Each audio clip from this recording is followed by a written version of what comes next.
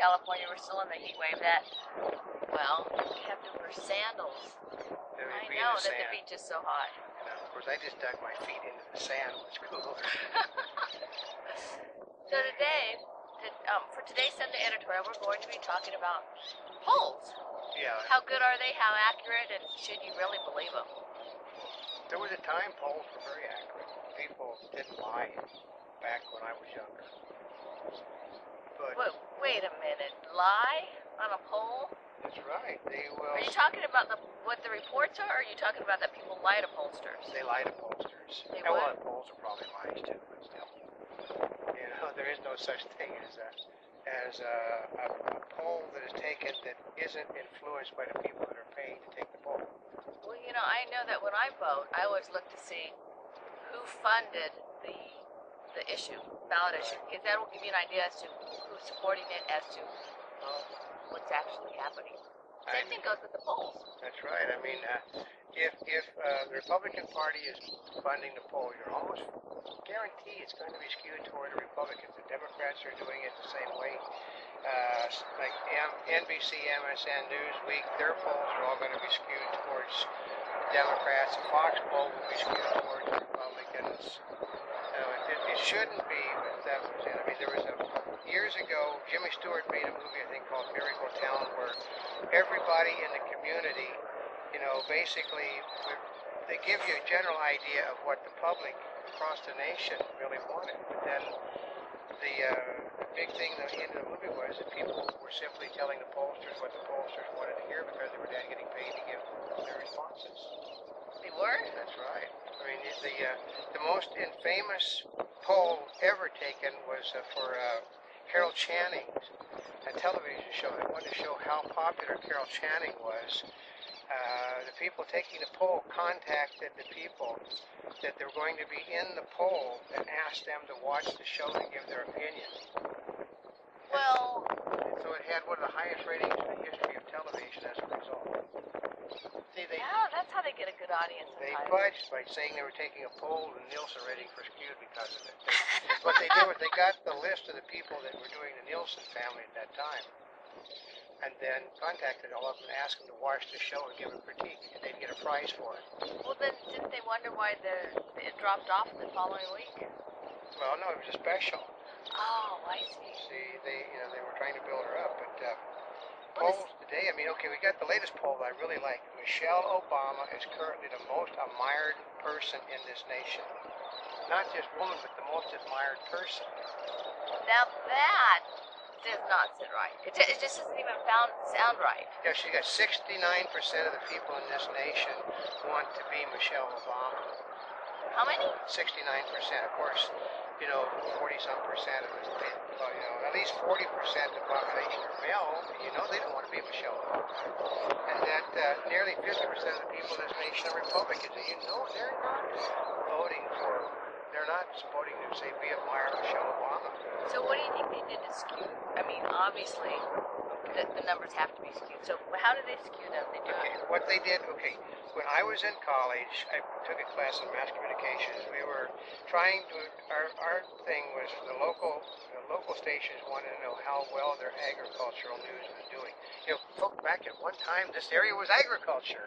We live on a truck farm. So, but the TV, we contacted all we had a list of 1,000 people that we were supposed to contact.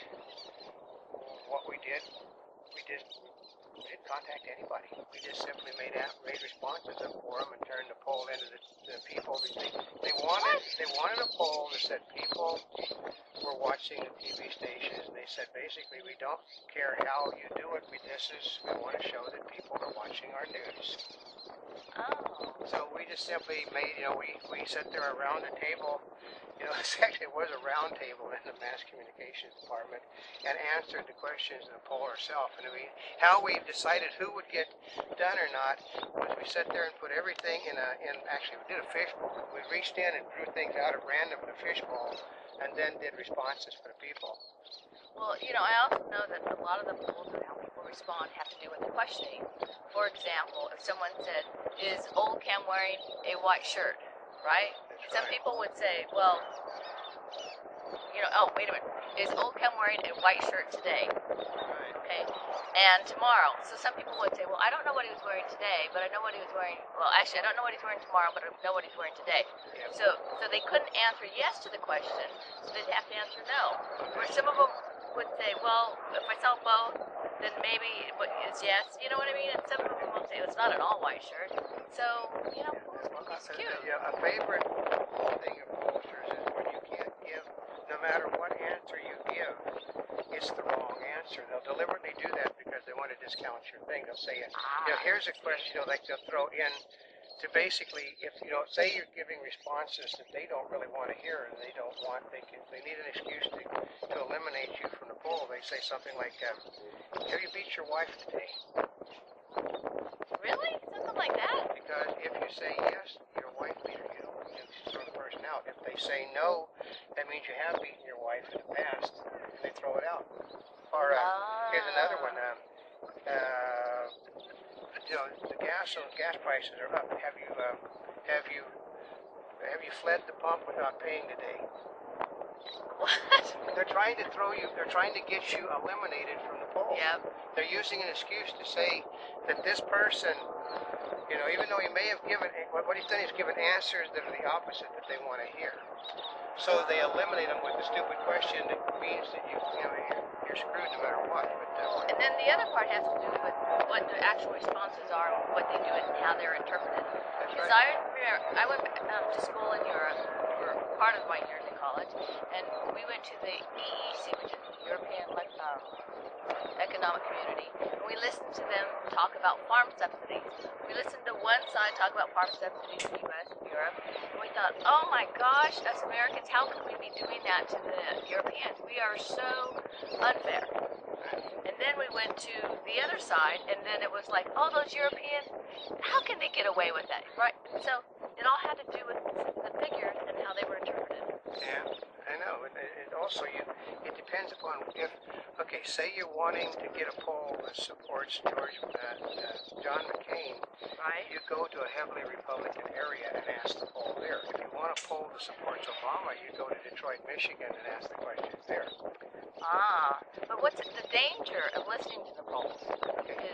They have found out that when they're doing these things before the elections, they're discovering now that they can no longer count on the answers that people are giving them because they tell them lies just to get rid of them. So no longer people would tell a pollster a lie? Yeah, they discovered that. So, not that anyone would ever do that with a cold caller calling them, right? Yeah, to get them off the telephone. They don't want to talk to pollsters anymore because people that talk to pollsters have an opinion, and people that have opinions are not people that should be in a poll. Well, then the same thing goes that if you got all the pollsters, then you've got polls amongst people that are receptive to pollsters, so it's automatically skewed. That's right. And so polls are basically an invalid method of measurement anymore. Well, then how are you supposed to find out what the good measurement is of anything? You no longer. It's an impossibility. Unless you take a total random survey, but you can't take a total random survey anymore because how can you have 1,000 people representing 200 million people? It can't be done today. So then, why do we listen to them? Because people want to be told what they want. Basically, it's a reaffirmation. They want to reaffirm what they already knew. Oh, so they're just basically building up statistics to help prove a point to convince people to be one way or another. For example, we're already that way.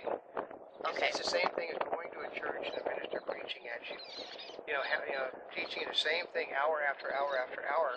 They already are the faithful. When you talk to the faithful, you're not talking to the people you have to talk to.